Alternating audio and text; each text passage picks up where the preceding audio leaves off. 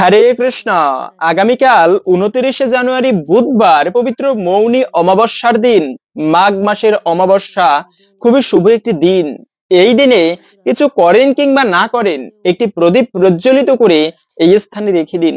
এতে সংসারের দারিদ্রতা দূরীভূত হবে এবং জীবনে সৌভাগ্যের উদয় হবে। একটা গুরুত্বপূর্ণ প্রসঙ্গ আজকের এই পর্বে আমরা জানার চেষ্টা করব। পাশাপাশি শাস্ত্রে এই মৌনী অমাবস্যার বিশেষ মাহাত্ম্য কথা বর্ণনা করা হয়েছে। আজকের এই পর্বে আমরা সেই প্রসঙ্গে জানার চেষ্টা করব।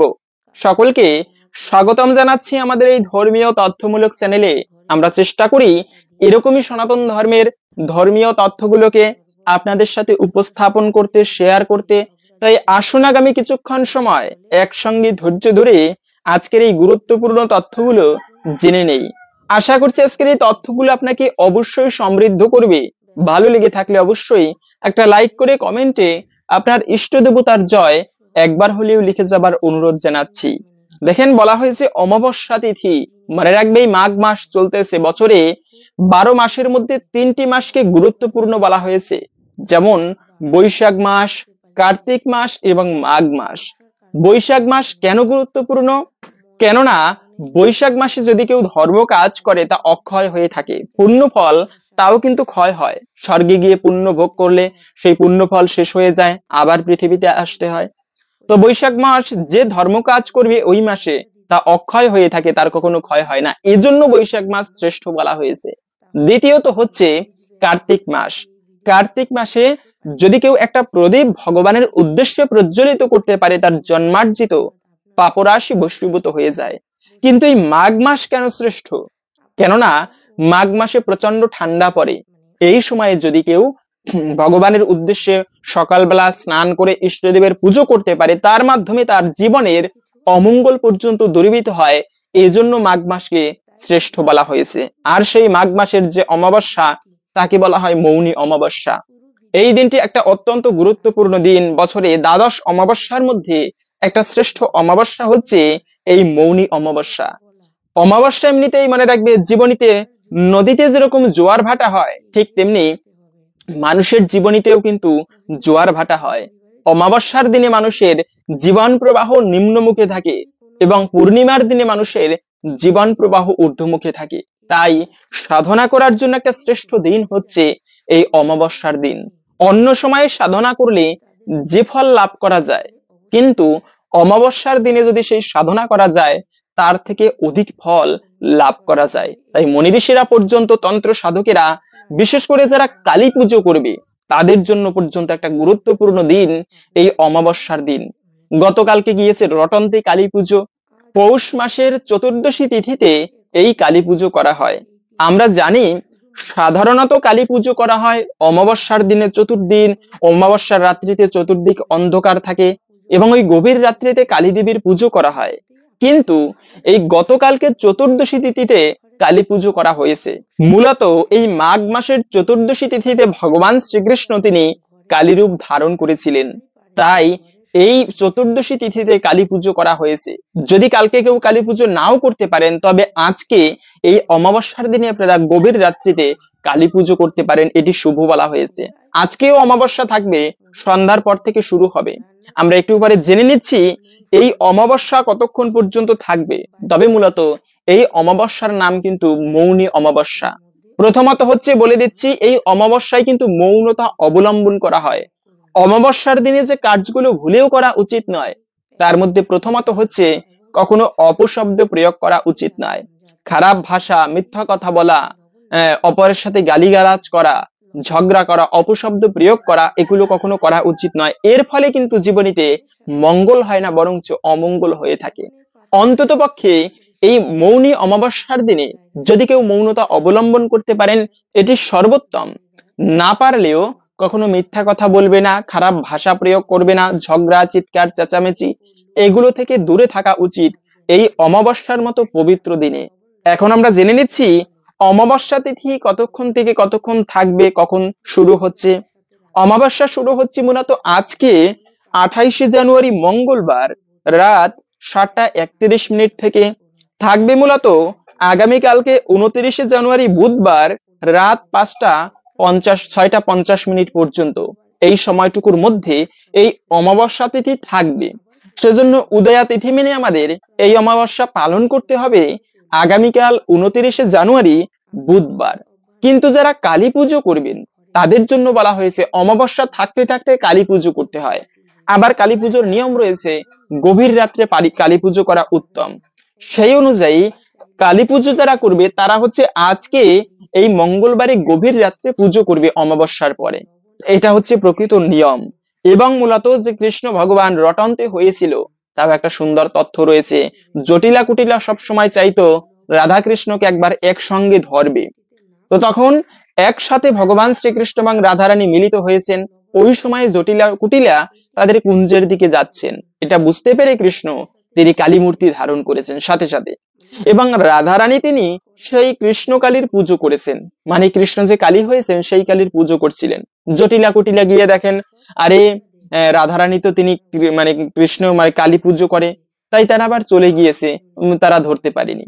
তো এই যে কৃষ্ণ কালী হয়েছেন সেই থেকে মূলত অনেক কৃষ্ণ ভক্তরাও কালী পুজো করে থাকে, বিশেষ করে যার পুজো করলে জীবনের অমঙ্গল অশুভ দারিদ্রতা সকল কিছু দূরীভূত হয়।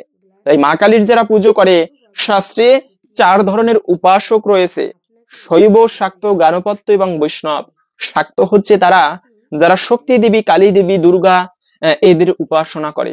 আর ভগবানের পুজো করলে ভগবান কিন্তু সহজে তার ভক্তদেরকে কৃপা করে না, কিন্তু মা কালী তিনি জগৎ জননী স্নেহময়ী মা, যার পুজো করার ফলে কিন্তু অল্পতেই তিনি তার ভক্তদের মনস্কামনা পূরণ করে, মনোবাসনা পূরণ করে।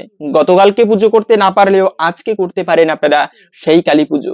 কালী পুজো করতে বিশেষ ঘটা লাগবে, মানে ঘটা করে পুজো করতে হবে এমনটা নয়। কিছু নিয়ম মেনে চলে যেরকম ঠাকুর পুজো করা হয় সেরকমই আপনারা কালী পুজো করতে পারেন। তবে একটা বিষয় হচ্ছে বাড়িতে কিন্তু সেই উগ্র কালী মূর্তি রাখা উচিত নয়। উলঙ্গিনী কালী মূর্তি, দিগম্বরী, ভয়ঙ্কর দেখতে রূপ, এরকম মূর্তি বাড়িতে রাখাকে অশুভ বলা হয়েছে। আপনারা সুন্দর মায়ের হাসিমুখী মূর্তি, ভক্তদেরকে কৃপা করে এমন রূপের মূর্তি মন্দিরে রাখতে পারেন, এতে মঙ্গলময় বলা হয়েছে। যারা কালী পুজো করেন তারা আপনারা এইভাবে মায়ের পুজো করতে পারেন। তবে পুজো করতে না পারলেও আজকের এই শুভ দিনে একটা বিশেষ মন্ত্র আপনারা জপ করবেন। গতকালকের পর্বে আমরা ভিডিওতে আলোচনা করেছি সেই মন্ত্র প্রসঙ্গে, তবে এখন আমরা সংক্ষেপে বলে দিচ্ছি সেই মন্ত্রটি প্রসঙ্গে।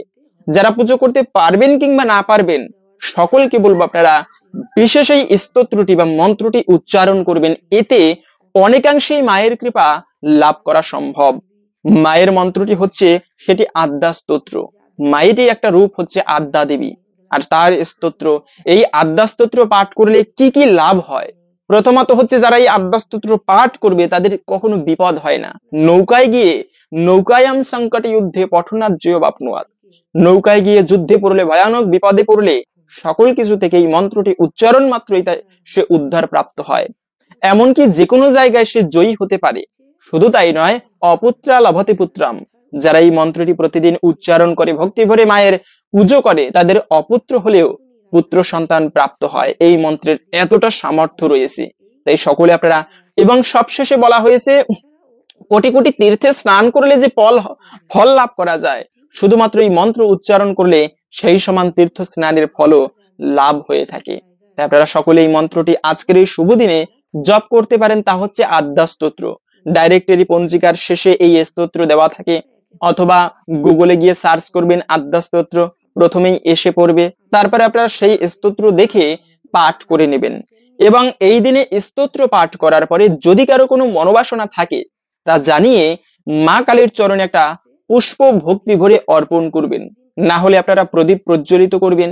প্রদীপটি প্রজ্বলিত করে কোথায় নিবেদন করবেন তা একটু পরে জানতেছি। তবে এই দিনে অনেকে প্রশ্ন করেন যে অমাবস্যার দিনে যারা কালী পুজো করবে তাদের কি ব্রত করতেই হবে?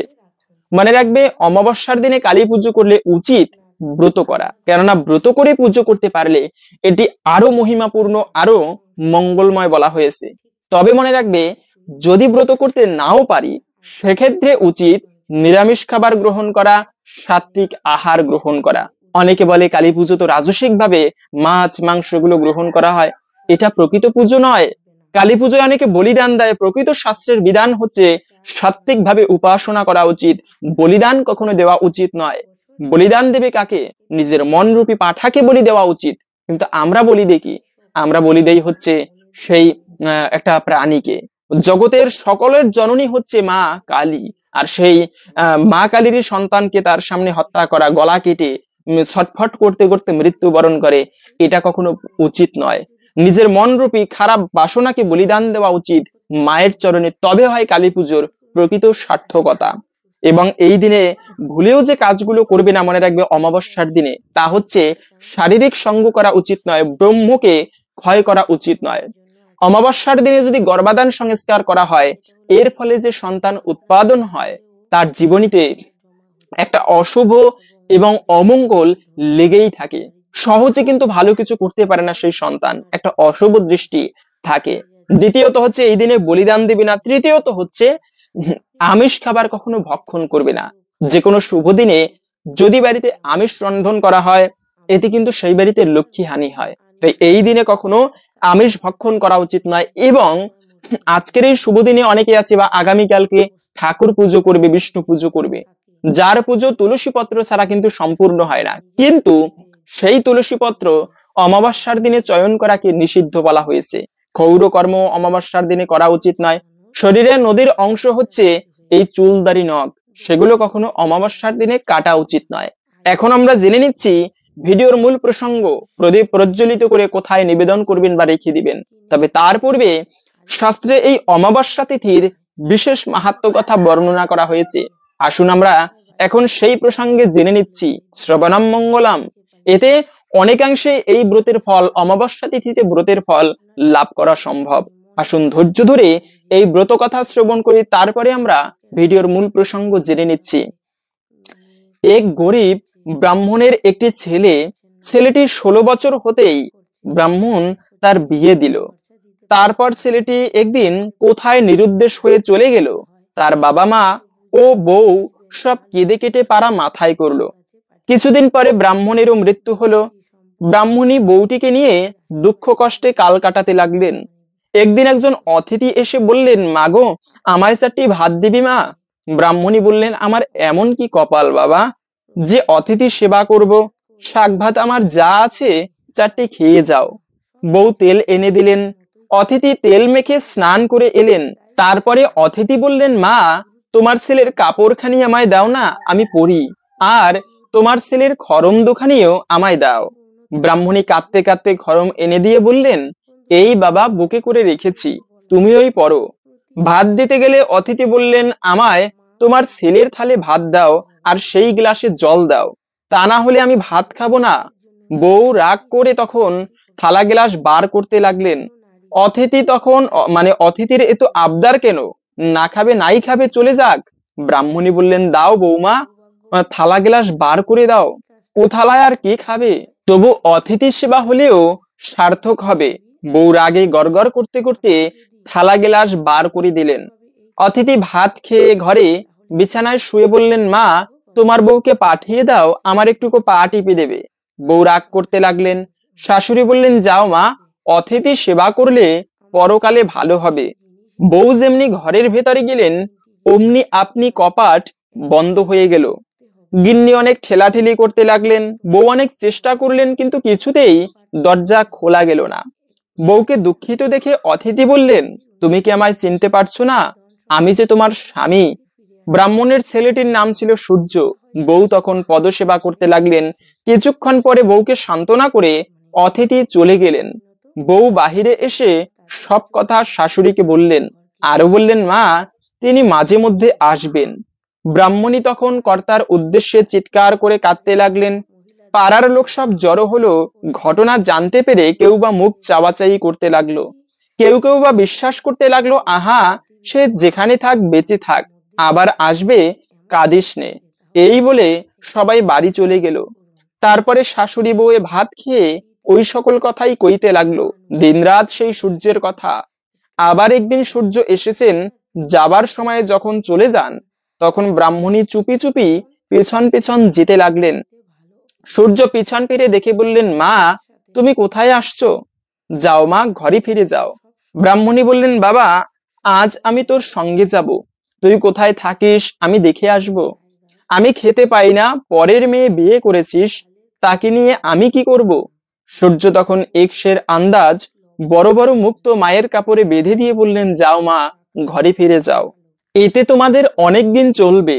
ব্রাহ্মণী তাই নিয়ে ঘরে গেলেন। তারপর দিন বউ উনুন জেলে মুক্তাগুলি সিদ্ধ করতে লাগলেন। এক বোঝা কাঠ পড়ে গেল, কিন্তু মুক্তা সিদ্ধ হলো না। তখন শাশুড়িকে ডেকে বললেন, ও মা, এ কি করাই মা, কিছুতেই সিদ্ধ হচ্ছে না। এক বোঝা কাঠ পড়ে গেল, কিন্তু মুক্তা সিদ্ধ হলো না। তখন শাশুড়িকে ডেকে বললেন, ও মা, কি করি এখন? তখন শাশুড়ি বললেন, একটা কাজ করো, কড়াইগুলি ছেঁকে তারপরে বেশ করে খোলায় ভাজো, তাহলে হয়তো খাওয়া যাবে। বউ তাই করলেন, তাতেও খাওয়া গেল না। তখন হামানদিস্তাতে কুটে খেতে গেলেন সেই মুক্তা, তাও খাওয়া গেল না। তখন সবগুলি নিয়ে সারকুড়েতে ফেলে দিলেন। সেদিন আর তাদের খাওয়া হলো না। আবার কিছুদিন পরে সূর্য এসে দেখেন তাদের যে কষ্ট সেই কষ্ট। সূর্য বললেন, মা, তোমাকে যে ধন দিয়ে গেলাম, এর মধ্যে কি সব ফুরিয়ে গেল? ব্রাহ্মণী সেদিনকার সব ঘটনা বলতে বলতে কেঁদে ফেললেন। সূর্য বললেন, মা, সেগুলি কি করলে, কোথায় ফেলে দিয়েছো? গিন্নি বললেন, সারকুড়ে। তখন তিনজনে গিয়ে দেখেন সেখানে কতগুলি গাছ হয়েছে, তাতে রাশি রাশি মুক্তা ফলে আছে। সে সমস্তগুলি তুলে এনে মাকে বললেন, দেখো, এর এক একটি বাজারে বেচলে তোমাদের 6 মাসের খোরাক হবে। এ জিনিস সিদ্ধ করে খাবার নয়, কুটে ছাতু করেও খাবার নয়। এই বলে সূর্য চলে গেলেন। তারপরে ব্রাহ্মণী মুক্তা বেচে বাড়ি করলেন, মন্দির প্রতিষ্ঠা করলেন, পুকুর প্রতিষ্ঠা করলেন। আহ, বাগান, বাড়ি, পুকুর যা কিছু সব সূর্যকুমারের নামে হলো। বলেন, আমার সূর্য যদি কখনো ঘরবাসী হয় তো এই সকল ভোগ করবে। একদিন সূর্য এসে যেমনি ঘরের ভিতরে প্রবেশ করেছেন, অমনি ব্রাহ্মণী এসে একেবারে চাবি বন্ধ করে দিলেন। সূর্য কত মিনতি করে বললেন, তবুও দরজা খুলে দিলেন না। 3-4 দিন বন্ধ করে রাখলেন। এদিকেতে পৃথিবী শুদ্ধ হাহাকার পড়ে গেল। আকাশে সূর্য উদয় হয় না, পৃথিবী অন্ধকার। ব্রাহ্মণী বললেন, আকাশে মেঘও নেই, রৌদ্র নেই, এ কি হলো? সূর্য বলেন, মা, আমাকে ছেড়ে দাও, এখনই রোদ হবে। ব্রাহ্মণী বললেন, না বাবা, আমার রৌদ্রে কাজ নেই, তুমি ঘরের ছেলে, ঘরে থাকো।